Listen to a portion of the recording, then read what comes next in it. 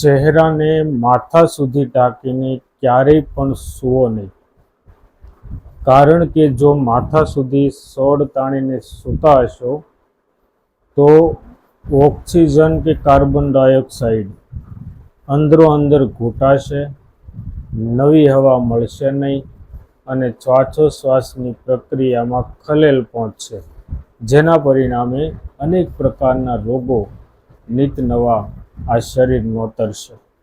એટલે એક ખરાબ આદત છે.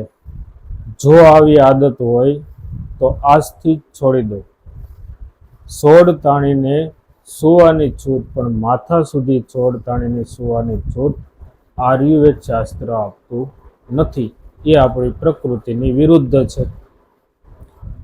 અને જ્યારે આપણે સૂઈએ ત્યારે આપણી જે પથારી છે એ સ્વચ્છ હોવી જોઈએ અને ઘરની બારીઓ બને ત્યાં સુધી, જો મચ્છરોનો બહુ ત્રાસ ન હોય તો ખુલ્લી રાખવી જોઈએ.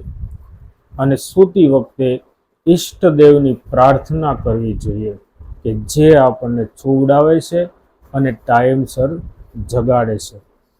સારા આરોગ્ય માટે નિંદ્રાની પૂરતી જરૂરિયાત હોય છે. એટલે સારી નિંદ્રા લઈશું તો સારું આરોગ્ય રહેશે. એમાં બીજો કોઈ સવાલ આવતો નથી. કારણ કે દિવસ દરમિયાન જેટલા પણ આપણે કાર્યો કર્યા હોય છે એ તમામ કાર્યોમાંથી આ શરીરને સ્વસ્થ કરવા માટે ઈશ્વરને આરામની જરૂર પડે છે. નિંદ્રાની આપણને જરૂર પડે છે. જો આપણે નિંદ્રા સારી લઈશું તો એનું કામ બરાબર કરી શકશે. એટલે નિંદ્રા સારા સ્વાસ્થ્ય માટે ખૂબ જ જરૂરી છે. જય મહાદેવ.